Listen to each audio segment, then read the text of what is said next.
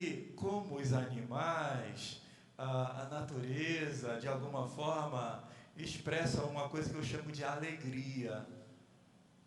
Se a gente pegar uma criança, qual a essência de uma criança saudável? Uma criança saudável é uma criança alegre. Isso é na nossa origem, na nossa tenra infância. E os anos vão passando, parece que a gente vai ficando carrancudo, né? A gente parece que gosta muito de limão, limão depois de sobremesa, um jiló cru, e de suco a gente gosta de, a gente não, algumas pessoas, parece que vive bebendo aquela planta que tem lá atrás, qual é o nome dela? Boldo cru, já tomou boldo cru assim? Você gosta? Tem gente que gosta, né? Mas fica aquela coisa, parece que a gente vai ficando amargo, né? A vida vai se tornando amarga, parece que a alegria tão natural que eu percebo na criação, no próprio Jesus e nas obras dele, a gente acaba perdendo essa essência da alegria. Eu digo que não há dúvida alguma, a partir da fala do próprio Neemias, ele diz: a alegria no Senhor é a nossa força. Então, se a alegria ela produz em nós força, energia, vivacidade, a tristeza vai fazer o contrário, né? Ela vai roubar a alegria. Ainda que a tristeza segundo Deus é diferente, né? A tristeza segundo Deus produz alegria. Engraçado, né? Esse paradoxo, né? Essa ideia completamente contrária. Quando o Espírito Santo me entristece, não é para mim meu enfraquecimento, não é para o seu enfraquecimento, pelo contrário, é para que você possa se arrepender de pecado e possa voltar plenamente a viver a alegria. Eu digo que existem vários tipos de alegria. Existe a falsa alegria e a verdadeira alegria. O meu tema é esse: alegria moldada pelo Espírito Santo. Vai estar baseado no texto de Lucas, capítulo 1, de 41 a 50.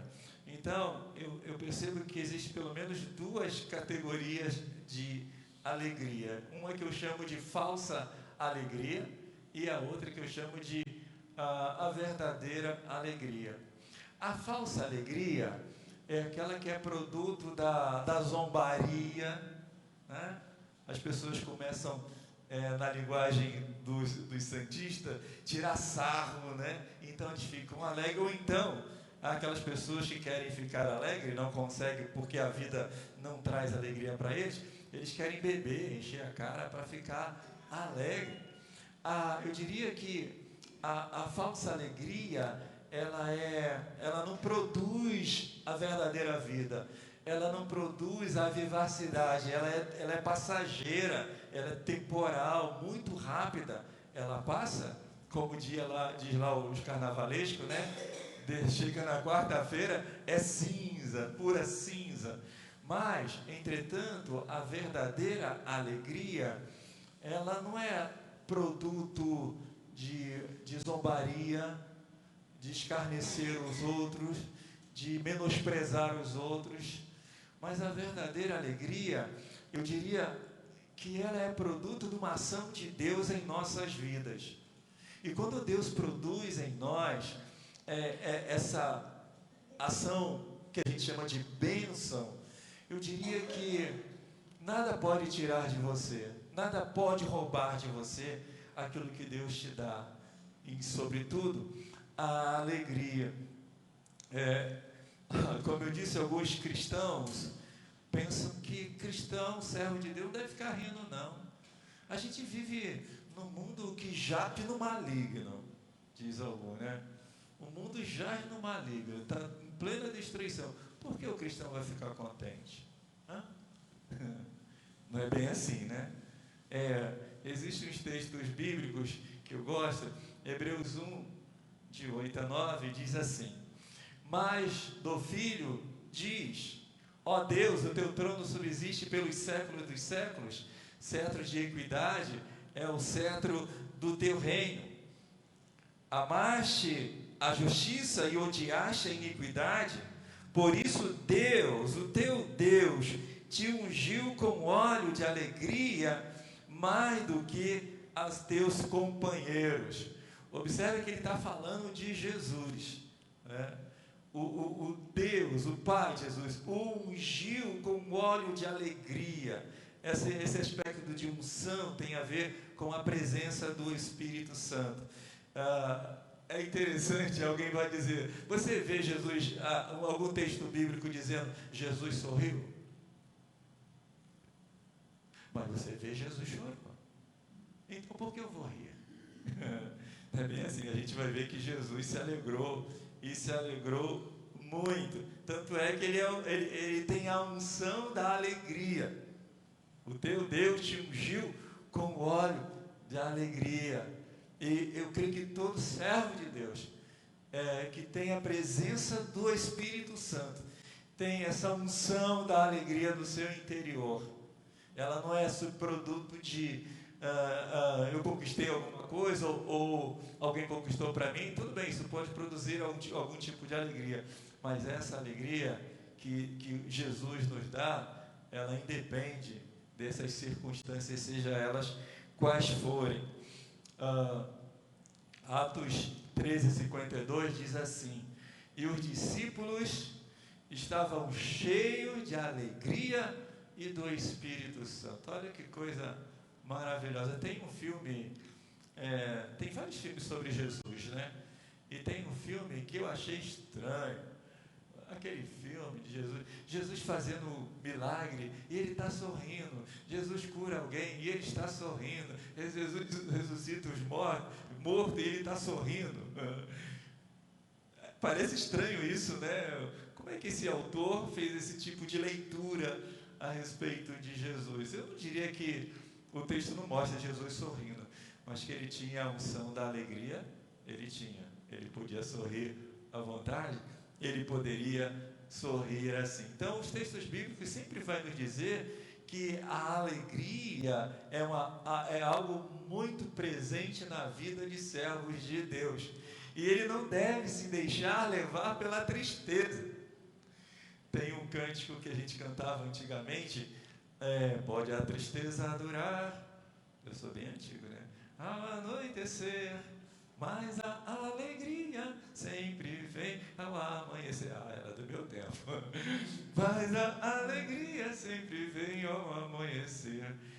O choro pode durar uma noite, mas a alegria vem ao amanhecer. Ou seja, o servo de Deus não deve se deixar levar pela tristeza, queridos. Tudo bem, você pode passar uma noite, você tem o direito de passar a noite até chorando, mas por favor, acorda cantando, acorda alegre, porque essa presença do Espírito Santo de Deus vai produzir isso em nós. Tem esse texto também, eu falei que não tem esse Jesus dando gargalhada, mas tem ele se alegrando. Naquela mesma hora, se alegrou Jesus no Espírito Santo e disse: graças te dou, Pai. Jesus estava muito contente, muito feliz, muito alegre, porque ele viu que a graça de Deus estava sendo manifesta através dos discípulos. E ele vai dizer mais tarde, né? Porque tu ocultaste essas coisas aos sábios e entendido e revelaste aos pequeninos. E Jesus estava radiante com isso. O meu tema, voltando novamente, a alegria moldada pelo Espírito Santo. Está em Lucas, se você tiver a sua Bíblia, não está na projeção, Lucas capítulo 1, de 41 a 50.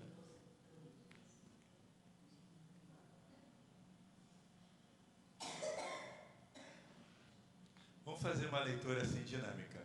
Cada um lê um versículo, por favor.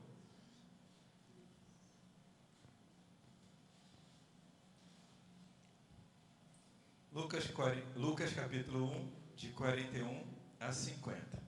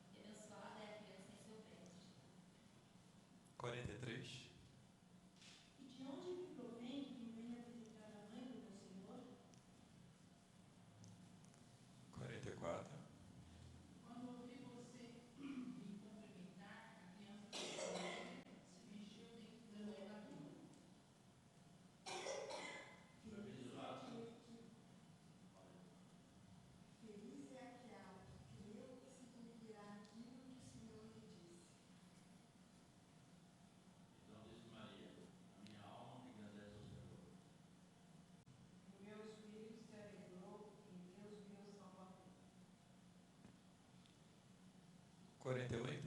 Mas ele observou sua humilde serva, e de agora em diante todas as gerações me chamarão abençoado. Porque o poderoso me fez grandes coisas, santo é o seu nome. E a sua misericórdia de geração em geração sobre os que creem. Amém. O seu braço obrou para a nossa vida, dissipou os soberbos no pensamento de seus corações. Amém. Só até aí. Esse é um quadro extremamente alegre, extremamente feliz. Estamos se encontrando ali Maria, que já tinha sido visitada pela unção do Senhor, e está lá Isabel, que na sua velhice, na sua idade já muito avançada, ela está lá com seis meses, né, de gravidez, e as duas se encontram. Nossa, aquilo aí foi uma explosão de alegria. Foi tão grande a alegria que até a criancinha sentiu. Até o João Batistinha, que estava lá ainda sendo nos 6 meses, o quadro mostra isso, até ele se alegrou. Eu acho muito, muito interessante isso, porque uma criança, eu percebo isso, uma criança que é gerada num ambiente de alegria, num ambiente de felicidade, num ambiente em que a presença de Deus está, olha, ela já vem assim cheio da graça de Deus, e com certeza a alegria há de fazer parte da vida dela. Mas esse texto me ensina outras coisas. Em primeiro lugar, esse texto me ensina que a alegria, essa processada, ela moldada pelo Espírito Santo, é processada em nosso crer na presença de Cristo. O versículo 44 diz assim, leia comigo, por favor. Pois eis que ao chegar aos meus ouvidos a voz da tua saudação, a criança saltou de alegria no meu ventre. Que coisa grandiosa. Tem uma disciplina na teologia, na psicologia, que é a Sociedade Brasileira do Psiquismo Intrauterino. É uma psicanálise. Psiquismo intrauterino. Como as coisas externas influenciam o feto que está lá. E eu percebo que aqui em João Batista a gente pode perceber isso. Mas para mim, nesse texto, está implícito a alegria, mais do que o fato de Isabel estar milagrosamente, né, aquela idade tão avançada, ter ali a criança sendo gerada, ou mesmo, para mim, está implícito ali mais do que a saudação de Maria. O que eu percebo nesse trecho é que, de uma forma, eu diria assim, não de sensibilidade humana, mas de uma percepção espiritual, Isabel percebe que já está ali o Filho de Deus. Quem pode saber isso? Como é que ela poderia saber isso? Como é que ela poderia saber que Maria já tinha recebido o anúncio que ela estaria grávida? Quem poderia dizer isso para Isabel? Eles estavam bem distantes uma da outra. Sim, é o Espírito Santo que revela a Isabel que ali, mais do que Maria, está Jesus. Já está sendo Jesus sendo gerado. Então eu percebo, meus irmãos, uma das alegrias maiores, o processo de moldar uma alegria diferenciada dada ao mundo, ela vai se dar, em primeiro lugar, na nossa sensibilidade, na nossa percepção da presença de Jesus. Jesus é o mais importante de todas as coisas. Quando você percebe, quando você crer na presença dele, não importa as demais coisas. Eu preciso crer na presença de Jesus. Alguém diz assim, mas eu preciso sentir. Tudo bem, você precisa sentir, mas não precisa. Você pode até sentir, mas você não precisa sentir que Jesus está presente quando você crer na palavra de Deus. Onde houver 2 ou 3 reunidos em meu nome, o que ele diz? Eu estou aí no meio de vós. Então, se Jesus está caminhando com você, se Jesus está na tua casa, minha irmã, não tem algo que possa roubar a sua alegria. Se Jesus está contigo no seu trabalho, o teu chefe pode perturbar você, pode tentar prejudicar você, mas não rouba a presença de Jesus na sua vida. A gente vive um tempo em que, por exemplo, a gente fica muito preocupado com os aparatos do culto, né? Você pode ter grandes músicos, grandes pregadores, um coro maravilhoso cantando, e ficar contente com isso. Mas eu diria para você que a presença de Jesus não depende nada disso. A presença de Jesus não depende de grandes músicos. A presença de Jesus não depende de grandes pregadores. A presença de Jesus não depende de multidão. Tanto é que ele diz, 2 ou 3, né? Reunido em meu nome. Eu não estou dizendo com isso que essas coisas não sejam importantes. São. Salmo 150 já diz isso, né? Tudo que tem fôlego, louve ao Senhor. E evidentemente o que a gente puder apresentar ao Senhor de melhor, a gente vai lutar para, dentro dos recursos que temos, apresentar ao Senhor aquilo que é melhor. O artista, num show, ele vai fazer o possível para agradar a plateia. Mas na adoração a Deus, não é assim. Na adoração a Deus, nós fazemos tudo para agradar a Deus. E quando é que a gente começa a agradar a Deus? Quando a gente crê na presença de Jesus. Em espírito e em verdade. Quando a gente crê na presença de Jesus. E quando a gente agrada a Deus, agrada, o Espírito Santo se alegra. E quando o Espírito Santo se alegra, o nosso espírito se alegra com Ele. Ela ouve a voz de Maria, mas sobretudo a presença de Jesus já se faz presente ali, e ela é cheia do Espírito Santo. E a gente vai observar que essa alegria moldada pelo Espírito Santo também, ela é processada em nossa confiança na palavra de Deus. O texto 1:45 diz assim, leia comigo: bem-aventurada a que creu, pois hão de cumprir as coisas que da parte do Senhor lhe foram ditas. É isso. Olha só o que Isabel diz: feliz a que creu. Mas creu em quê? Na palavra de Deus. Quando a gente crê na palavra de Deus, quando a gente crê na orientação do Espírito Santo de Deus, ele se alegra. Uma das piores coisas que pode acontecer num relacionamento é quando você não confia na palavra do outro. Não é verdade? Quando você não... Aí acaba. Qualquer relacionamento começa por aí. Eu não confio na sua palavra. Como é que você vai viver num ambiente assim? Mas quando a gente começa a crer na palavra de Deus, o Espírito Santo se alegra. Não é um crer assim como eu acredito que Cabral descobriu o Brasil.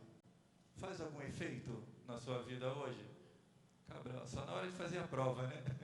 Ele descobriu o Brasil. E hoje em dia tem até dúvida, né? Será que foi ele mesmo? Mas, em linhas gerais, Cabral faz alguma alteração na sua vida isso? Não faz. Mas, quando eu creio na palavra de Deus, quando eu creio na orientação do Espírito Santo em minha vida, na sua vida, tem que fazer grande diferença. Isso aconteceu com essa jovem. Que grande diferença houve na vida dela quando ela ouviu a palavra de Deus. Era uma coisa muito difícil de submeter, não é verdade? rapaz, estou noiva. E agora, como é que vai ser essa coisa? Ela não pensa, ela pensa na palavra. E ela obedece, faça-se tudo conforme o Senhor deseja. É um crer em submissão à palavra de Deus. E o que é interessante, meus irmãos, é que uma das falas do Apocalipse, um refrão, aquele que vai se repetindo, as 7 igrejas, é assim: quem tem ouvido, ouça o que o Espírito diz às igrejas. Então, o Espírito Santo de Deus continua falando especificamente para a igreja.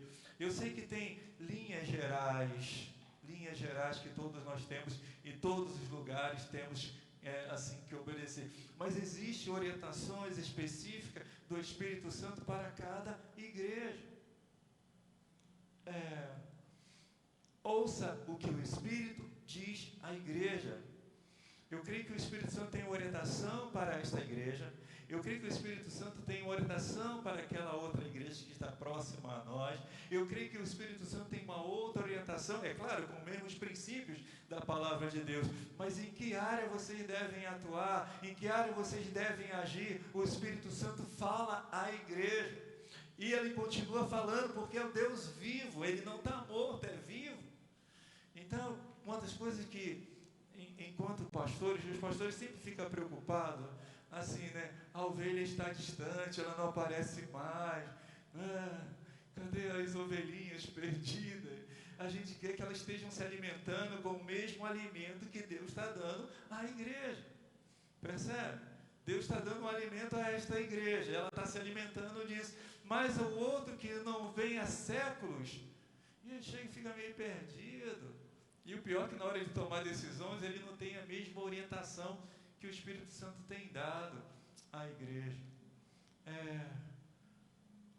A alegria processada pelo Espírito Santo, moldada, ela age em confiança que temos na palavra de Deus. Uma confiança que se submete, que obedece. Lembra de Pedro? Pedro tentando pescar a noite inteira, não pescou uma sardinha. Estava lá triste, né? Lavando a rede. Jesus fala: volta lá e lança a rede.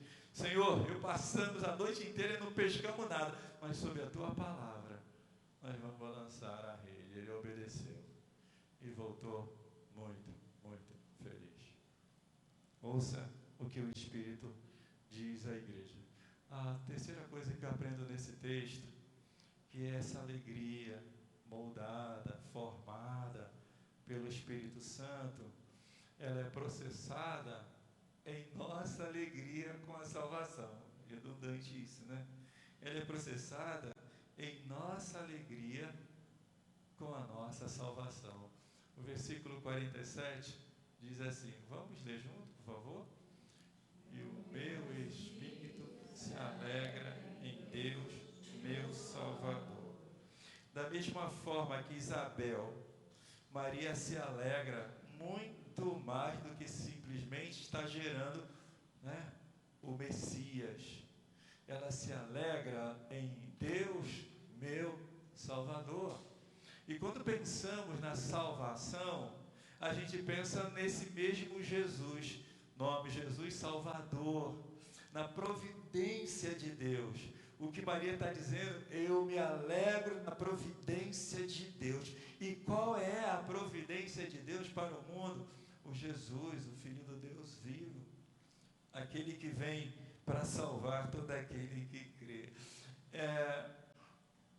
Como é que você se alegra? Como é que você se alegra pela salvação?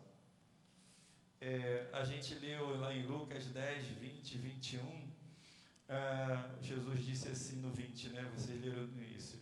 Mas não vos alegreis porque se vos sujeitem os espíritos, alegrai-vos antes de estarem os vossos nomes escritos no livro da vida, escrito nos céus. Essa é a grande salvação. A certeza grandeza da salvação. Paulo diz: o Espírito de Deus fala ao nosso espírito que somos filhos de Deus. Não sou eu que convenço você, não é qualquer outra pessoa, mas é o Espírito de Deus que convence você que você é filho de Deus. Você nasceu de novo, você se rendeu a Jesus. E lá em Efésios 1:13, e você foi marcado, você foi selado com o Espírito Santo da promessa. E Jesus diz isso: vocês não devem ficar contentes, porque os demônios estão sujeitos a vocês. Mas alegrai-vos por essa convicção de que o nome de vocês estão escritos no livro da vida. Isso é totalmente inumano. Isso é totalmente sobrenatural. Não há elementos materiais que provam que você é filho de Deus. Mas há elementos espirituais fixados, lavrados nas Escrituras Sagradas. Quando você se rendeu a Jesus, você abriu o seu coração e começou a testemunhar a fé em Jesus, você está selado, você está garantido para a salvação eterna. Jesus diz: se alegrem nisso. Se alegrem nisso. E desculpe, eu já disse isso aqui uma ou duas vezes, mas eu não consigo deixar de lembrar o dia do sepultamento do meu irmão. Jovem, morreu jovem. Mas minha mãe dizia: eu estou muito feliz. Eu estou muito alegre. Porque eu sei onde está o meu filho. Cara, existe alegria maior para uma mãe dessa? De uma mãe? Do que ter certeza, a convicção que o filho dela, apesar de ter saído aos olhos dela, aos nossos olhos, numa idade tão nova, mas de que adianta viver 50, 100 anos depois ir para o inferno? De que adianta isso? Mas ela está muito feliz. Eu sei onde está meu filho. A alegria, fundamentalmente, do Espírito Santo, que ele molda em nós, ela está fixada, formada, produzida nessa convicção de que somos salvos por Jesus. A minha oração é que você tenha essa plena convicção, porque, como diz o apóstolo Paulo, porque estou certo, Romanos 8, 38 e 39, porque estou bem certo que nem a morte, nem a vida, nem anjos, nem os principados, nem as potestades, nem o presente, nem o porvir, nem a altura, nem a profundidade, nem qualquer outra criatura poderá nos separar do amor de Deus que está em Cristo Jesus, o nosso Senhor. Ó Deus, como o Senhor é maravilhoso. Como o Senhor nos enche dessa alegria. Eu não preciso de álcool. A gente não precisa de álcool. A gente não precisa de muito dinheiro para estar feliz. E de repente até sem, mesmo não tendo saúde. Porque essa convicção, essa certeza nos dada pelo Espírito Santo, que a gente pertence ao Senhor. Que mesmo nessa transitoriedade da vida, a gente há de habitar plenamente com o Senhor na sua vinda. Pai, receba a nossa oração, a nossa gratidão, no nome de Jesus. A alegria moldada pelo Espírito está processada em nosso crer na presença de Jesus. Jesus se faz presente na sua vida, irmão. Se faz presente na sua vida. As demais coisas são circunstanciais, mas creia na presença de Jesus. Ela é moldada em nossa confiança na palavra de Deus. Nem morte, nem vida, nem anjo, nem principado, nada poderá nos separar. Ela é processada fundamentalmente pela salvação e recebemos de Jesus. Amém?